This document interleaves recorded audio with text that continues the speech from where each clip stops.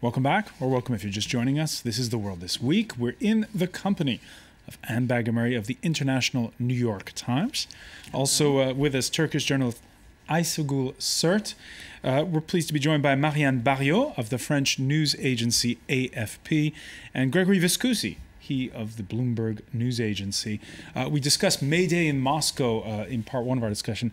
Aysegül SERT, how about May Day in Istanbul this year? How did that go? It didn't go very well. It's, it was very violent, and but the government mobilized 40,000 police. Streets were closed down.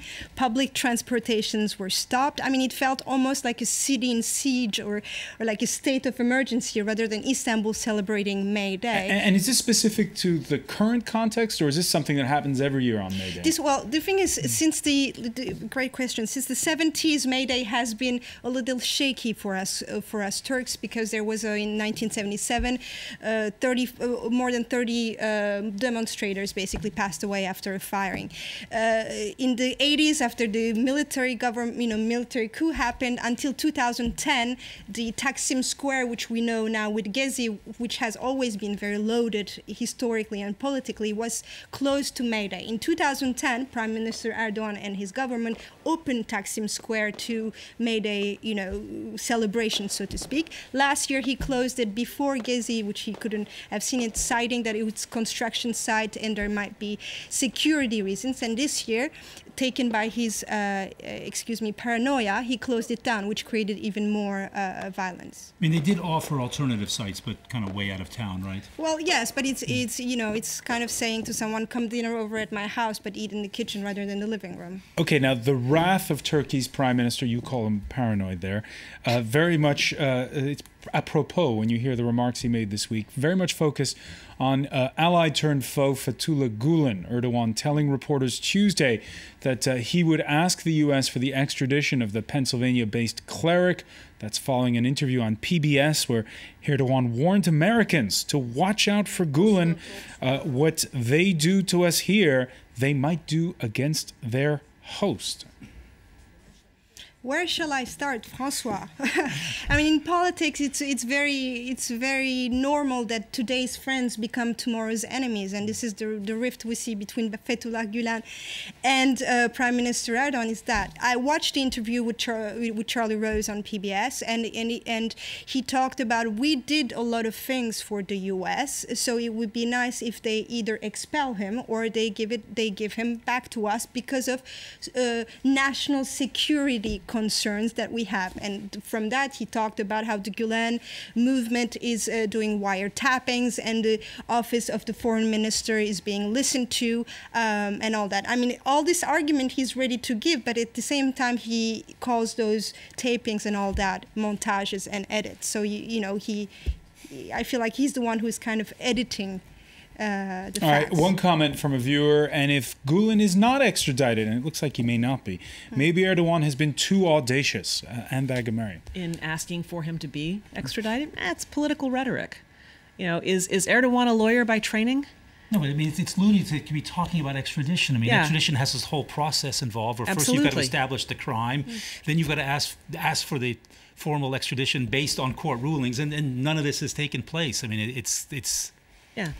Yeah. Well, the thing is that, if I continue like this, I'm going to be the one expelled from Turkey.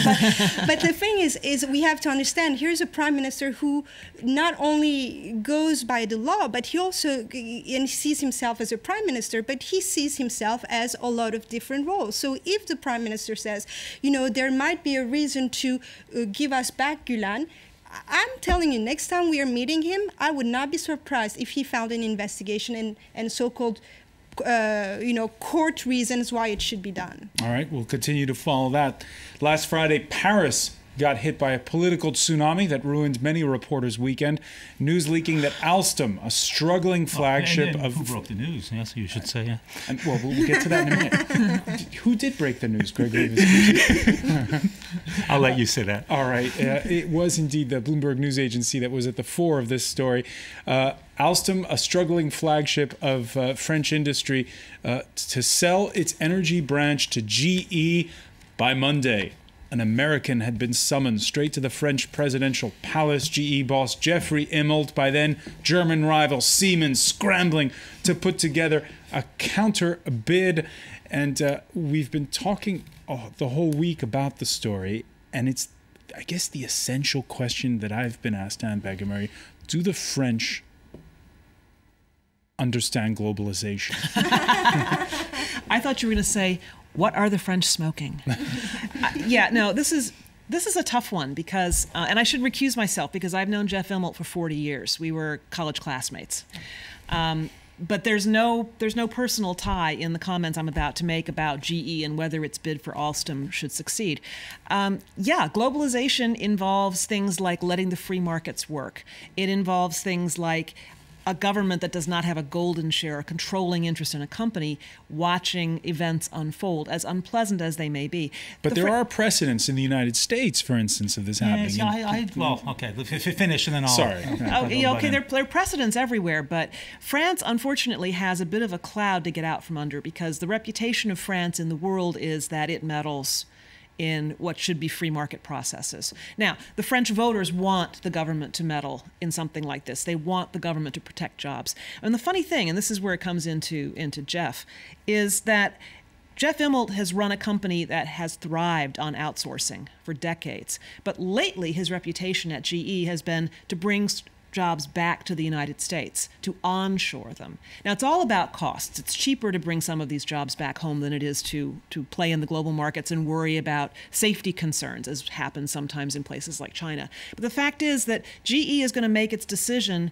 and has made its decision on whether to keep jobs in France purely based on cost. And that is globalization. That is the free market. And France really can't do much about it except rattle a saber. Gregory, Viscusi? Well, I think the reputation of France in this thing's a little bit unfair. They're not the only country that would meddle if a company of this importance was being taken over. Let's not forget, it was the German government that sank the proposed merger between British Aerospace and Airbus. It was not the French and the British. It was the Germans who sank it. So, I mean, there's no country in Europe, except possibly the Great Britain, that wouldn't step in if a company of this importance was about to be taken over.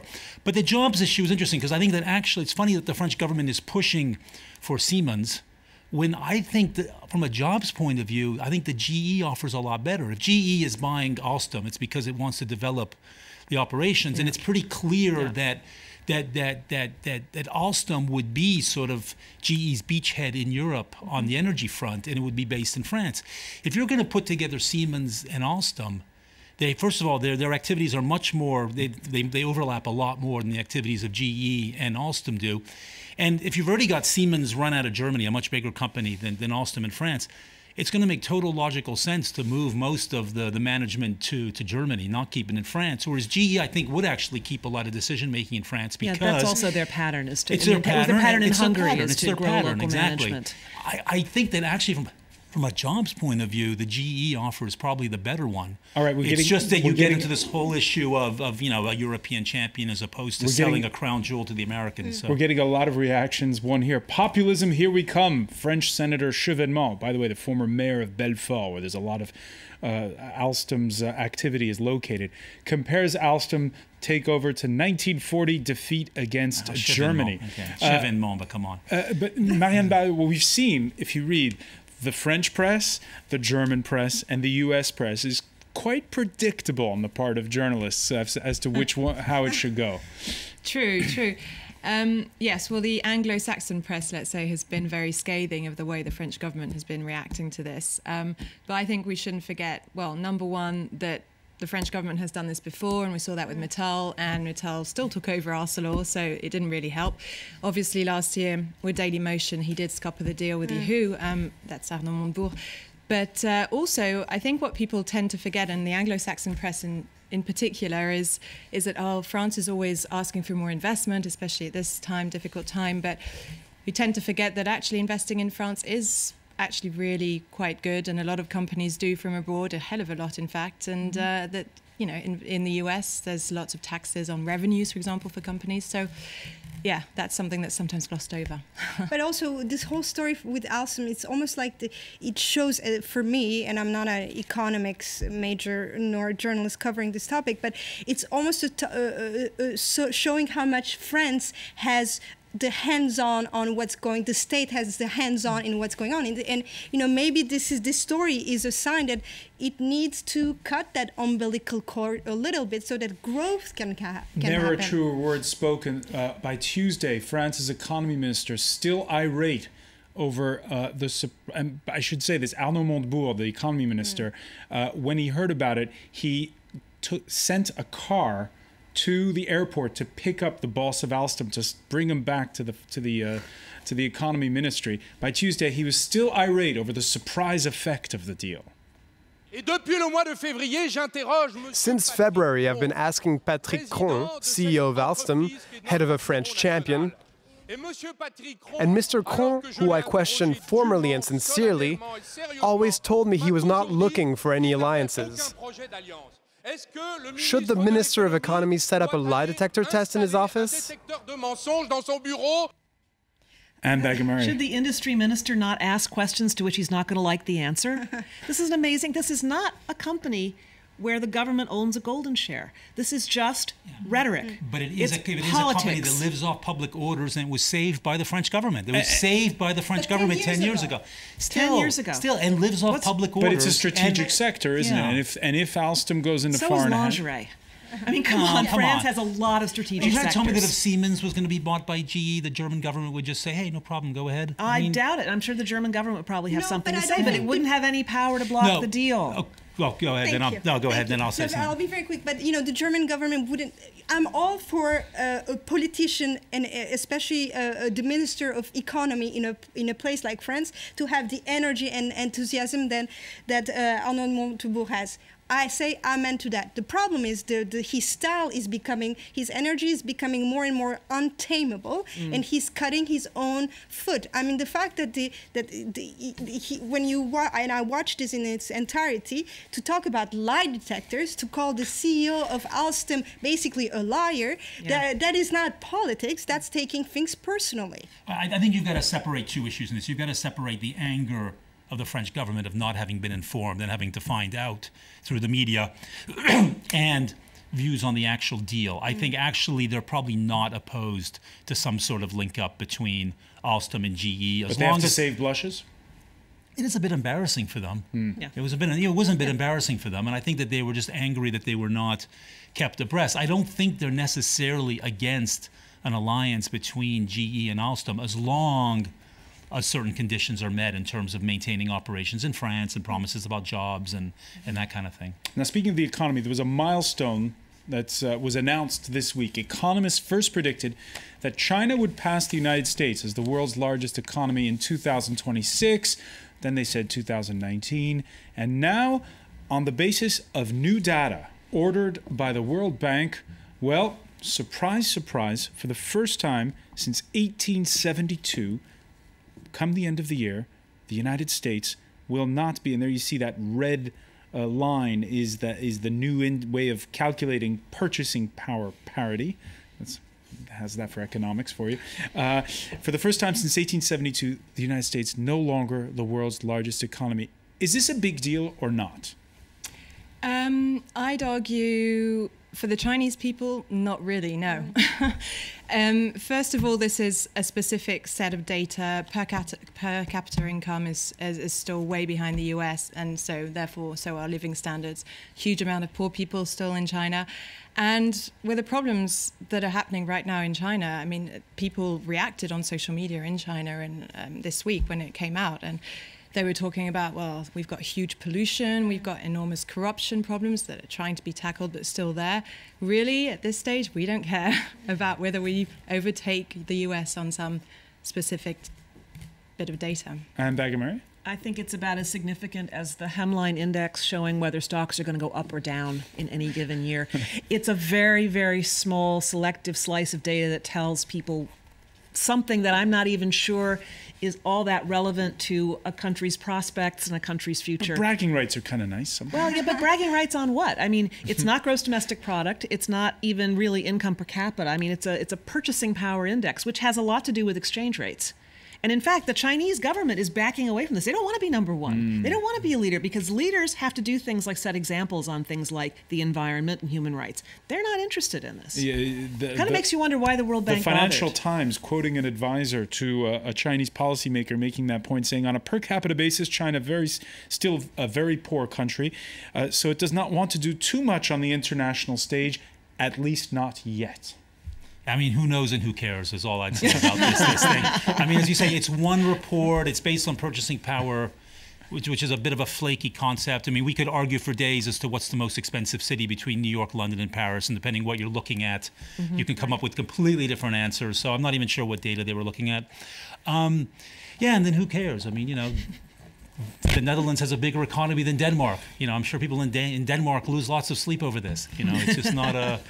It's and yes, I think the interesting point is the Chinese are running away from this one, saying, you know, no, we don't want to be the biggest.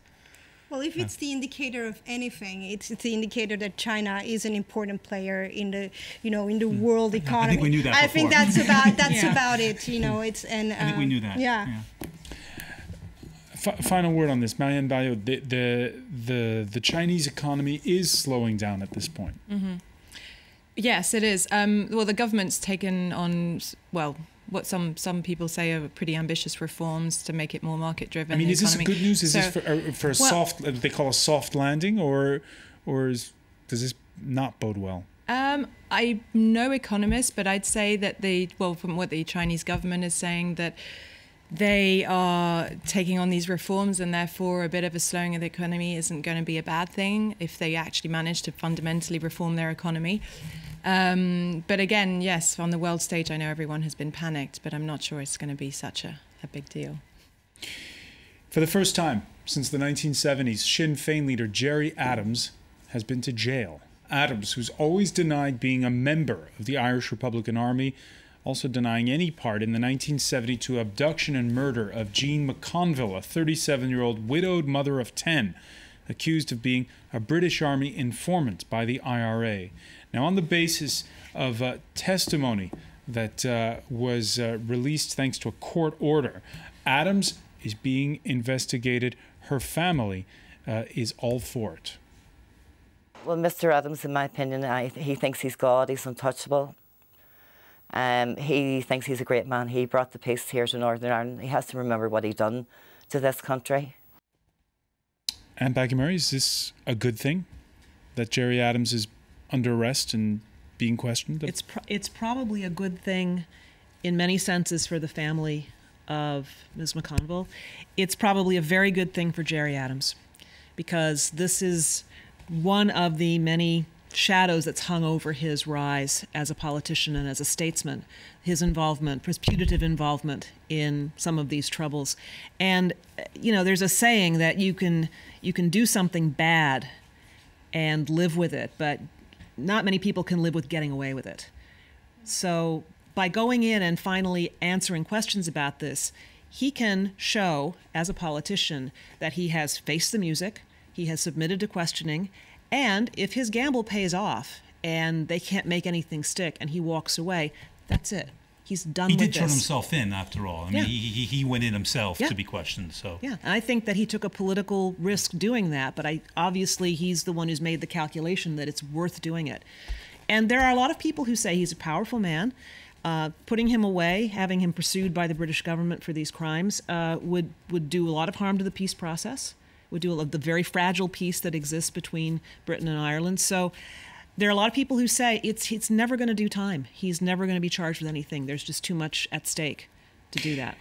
We've got a tweet coming in, and it says, "Is the Gerry Adams case turning historians into informers?" That's because, as we were saying, this case rests on testimony that was given to a historian, testimony that was supposed to be unsealed after all the interested parties had passed away. Ireland's First Minister Peter Robinson saying, quote, "The arrest strengthens our political process in Northern Ireland for people to know that no one is above the law."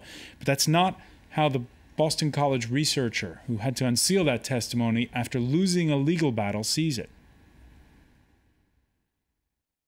Attempts by people in Ireland to find out what happened during the Troubles and why it happened and who was involved and what went wrong and how you prevent it from happening again. Trying to find the truth of what took place has been dealt a deadly blow as a result of this, because no one will now come forward to tell their stories.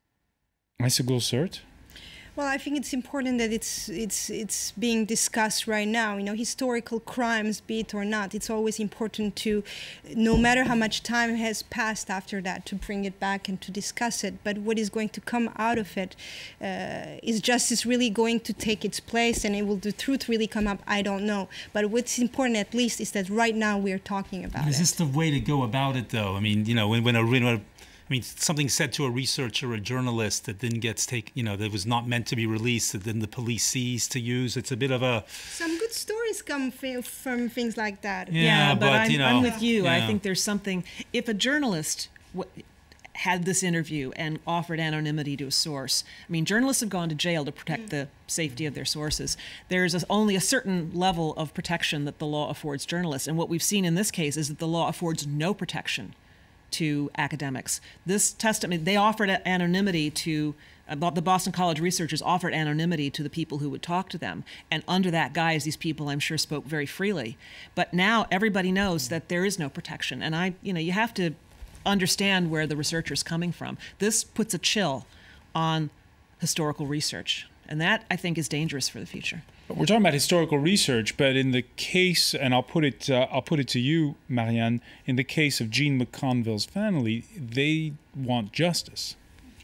They do, although the son is still very fearful for his life and has said so. So I'm not sure that the entire family is necessarily united behind this. But yes, in terms of seeking justice, well, yes, the daughter definitely does want it. But the other issue is whether this actually really is going to have an impact anyway on the peace deal. I mean, that's debatable as well. Is Gerry Adams still as powerful as he once was? And does he have the political weight? I'm not sure. I'm not an expert on these, but...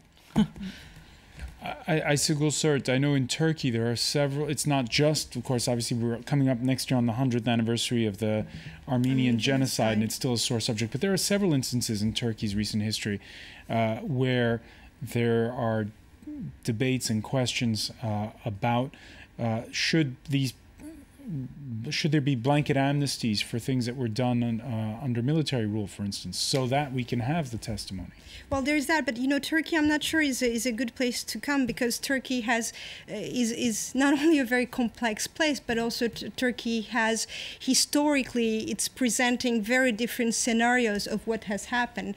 Well, you know, whether it's in regards to the Kurds, whether it's in regards to the Greeks, whether it's in regards to Armenians. I mean, to bring justice and to bring back to history in Turkey is still a very shaky place. Let's say to go back to the archives or to reopen those those topics. So it's quite two different worlds from this case, for instance. So how do you see then what's going to happen in Northern Ireland?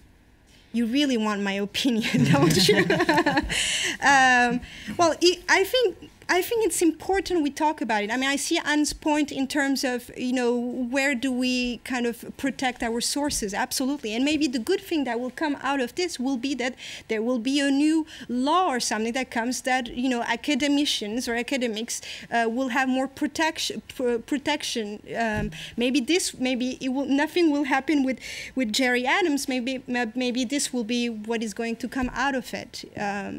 But it's important we talk about this. It's important that even after events pass, whether it's the Armenian genocide, whether it's this crime, whether it's Rwanda, that after all these years have elapsed, that we do turn the page, but we're able to come back to it. Well, I don't think anyone's doubting we shouldn't talk about it. It's just a question of the police should do their own investigations and not and not subvert a researcher's research. I mean, I think that's the issue in this one. All right. Wholeheartedly disagree. All right, and on that disagreement, we'll leave it there. Aysegül Sert, Gregory. I'm in enough trouble. Right.